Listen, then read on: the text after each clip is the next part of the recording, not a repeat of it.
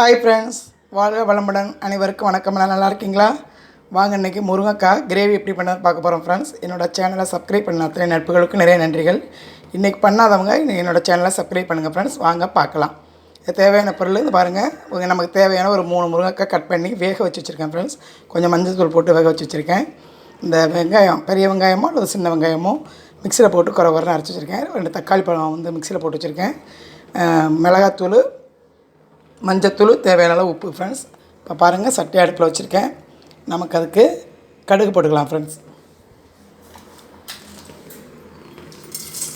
கொஞ்சமாக கடுகு போட்டுருங்க.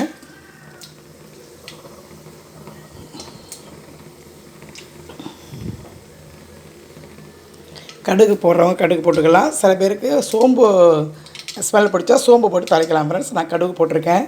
இந்த வெங்காயத்தை நம்ம நைஸாக அரிஞ்சு போகிறத விட நம்ம மிக்சியில் கொஞ்சம் குறைன்னு இந்த மாதிரி பண்ணி போட்டால் நமக்கு அந்த கிரேவி கொஞ்சம் நல்லாயிருக்கும் ஃப்ரெண்ட்ஸ். கடுகு ஒரு இது நம்ம அப்போ இந்த மிக்சியில் போட்டு வச்ச வெங்காயத்தை போட்டுக்கலாம். இந்த மாதிரி நாம் மிக்சியில் கொஞ்சம் குறைன்னு அரைச்சி போட்டோம்னா இந்த கிரேவி கொஞ்சம் நல்லாயிருக்கும் ஃப்ரெண்ட்ஸ். நம்ம அரிஞ்சு போகிறத விட இந்த மாதிரி பண்ணி போடுங்க. வெங்காயம் வதங்குது. இப்போ நம்ம இந்த கருவேப்பிலை சேர்த்துக்கலாம் ஃப்ரெண்ட்ஸ்.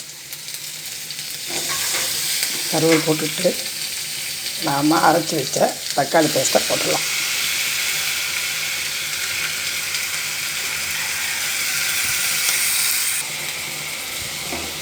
தக்காளியை போட்டு நல்லா கிளறி விடலாம் ஃப்ரெண்ட்ஸ்.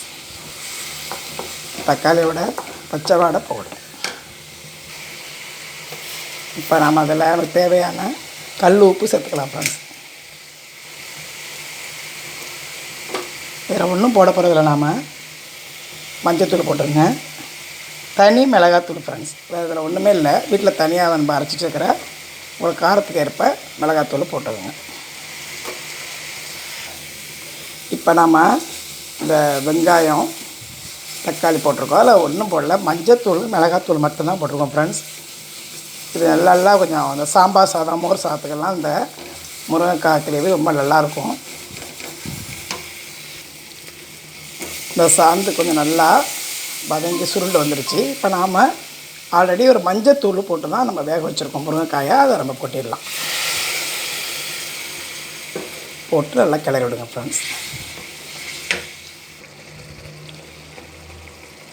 கொஞ்சம் முருங்கைக்காய் கொஞ்சம் நமக்கு ஜாஸ்தி கிடைக்கிறப்ப இந்த மாதிரி நம்ம கிரேவி பண்ணலாம் ஃப்ரெண்ட்ஸ். கொஞ்சம் வேக வச்சிட்டோம்னா, தனியாக போட்டால் அது கொஞ்சம் வேகாது. நம்ம கொஞ்சம் மஞ்சத்தூள் சேர்த்து தனியாக கொஞ்சம் வேக வச்சுட்டு முருங்கைக்காய் ஜாஸ்தி கிடைக்கிறப்ப இந்த மாதிரி கிரேவி செய்யலாம் ஃப்ரெண்ட்ஸ். நல்லா கிளறி விட்டுக்கிட்டே இருங்க ஃப்ரெண்ட்ஸ். நீங்களும் ட்ரை பண்ணி பாருங்கள். ரொம்ப ஈஸியான ரெசிபி தான் ஃப்ரெண்ட்ஸ். Thank you friends.